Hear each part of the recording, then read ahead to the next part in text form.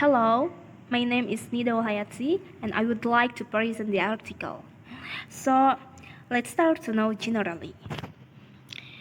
In this article, the title is about profiles of bilingualism in early childhood, a person-centered latent profile transition approach.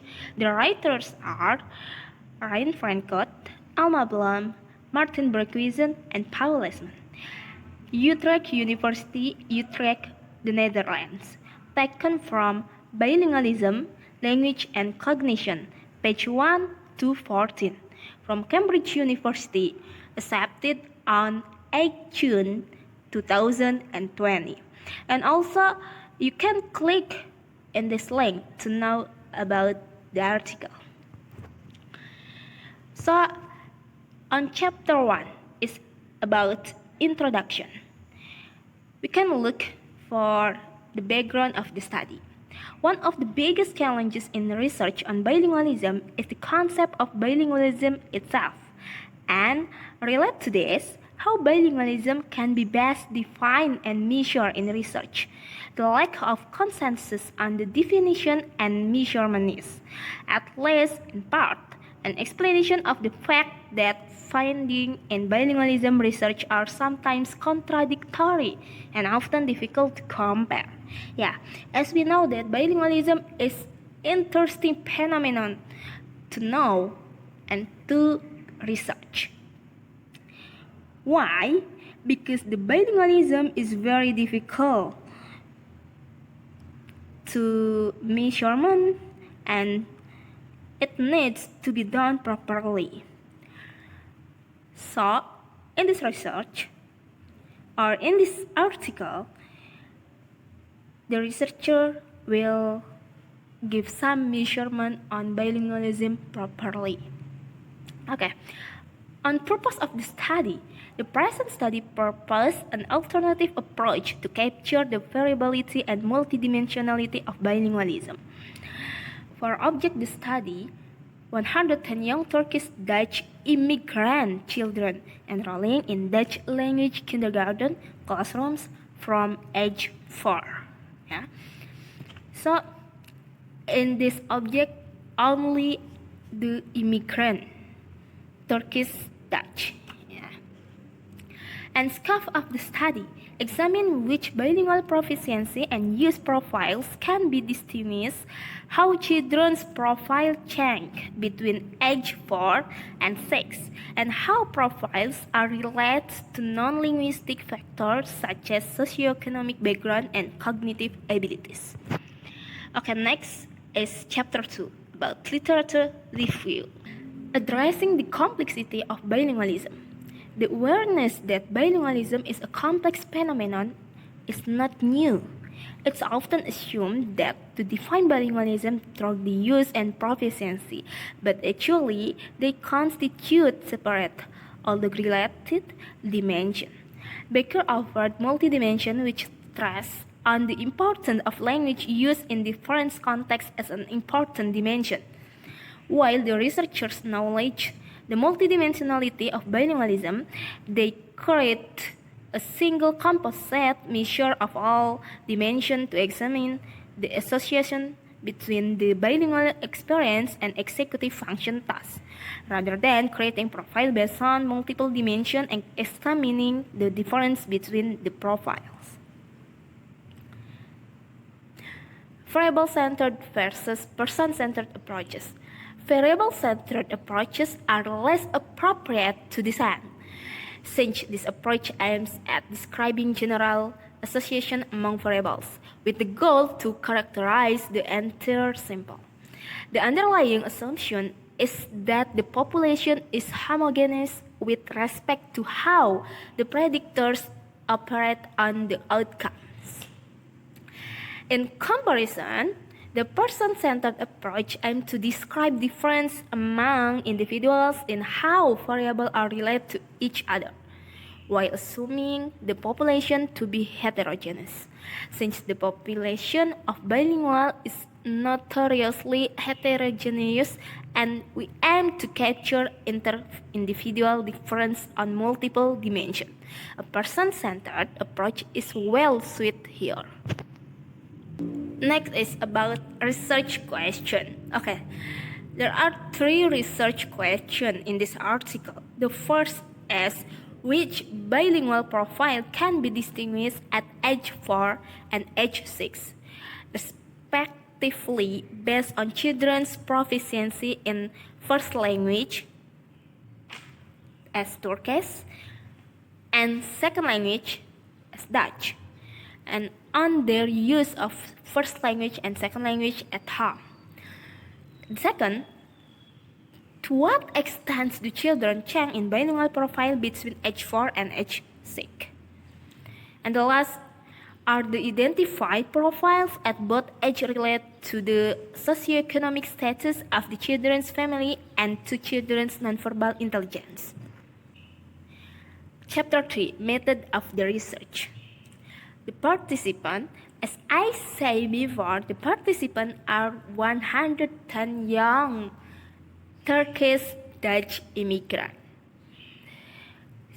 And this research conducted in 2006 to 2009. So long time.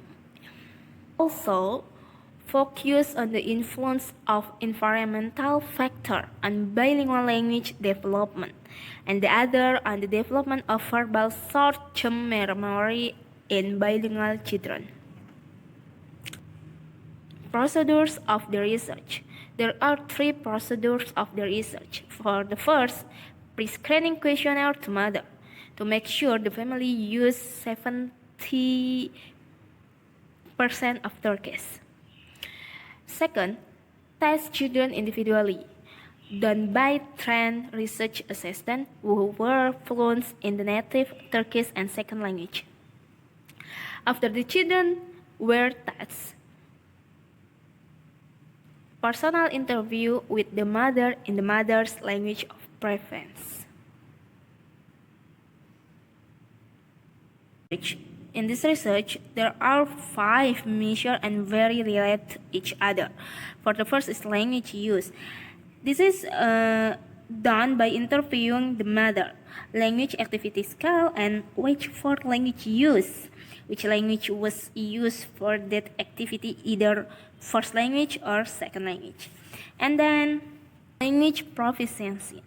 Children's receptive vocabulary was assessed in both language using the receptive vocabulary test of bilingualism developed by the National Educational Testing Service or CITO. And next, nonverbal fluid intelligence.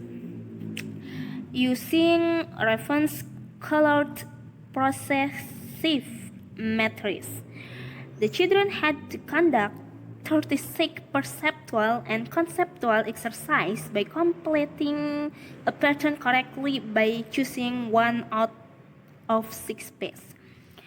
And then next status.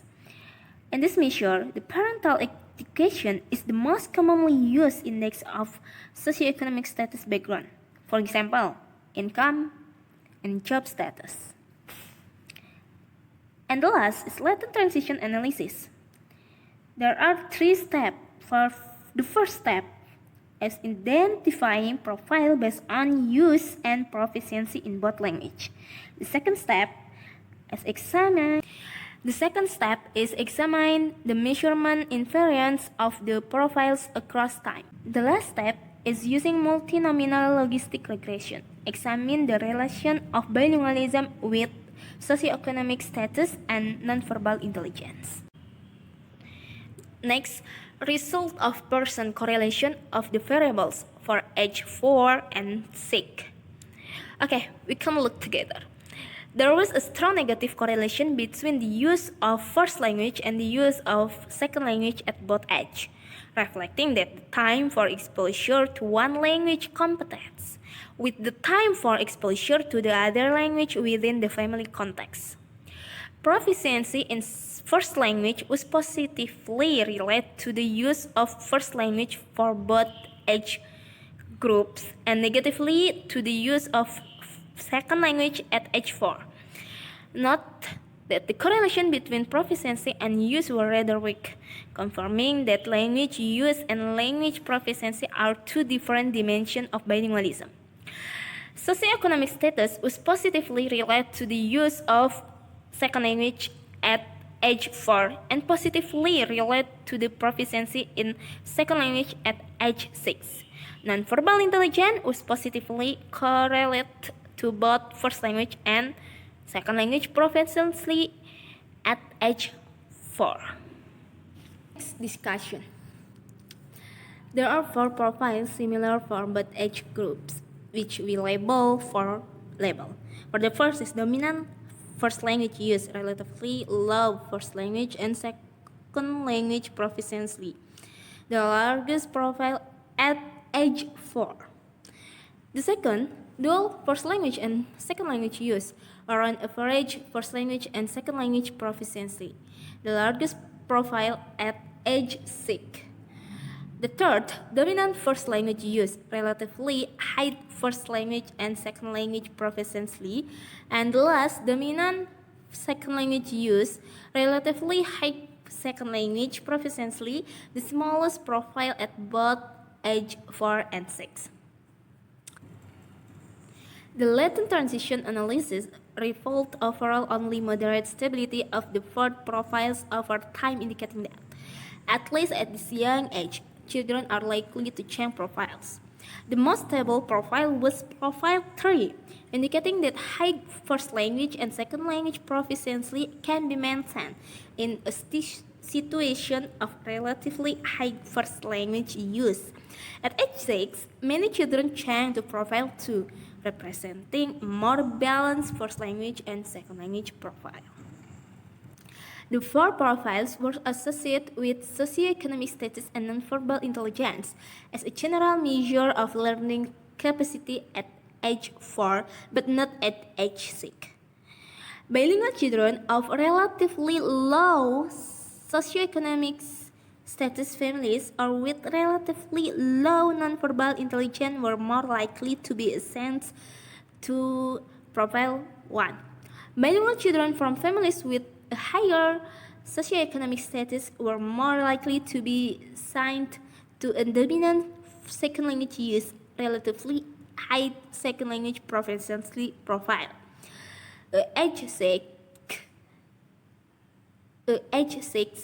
socioeconomic status and nonverbal intelligence were not related to the 4 profile because they are more exposed to the school environment. Okay, in this discussion we can know and we can get that if socioeconomic status high, so the child's bilingual ability is also high because usually their family or the parent have a good education or job.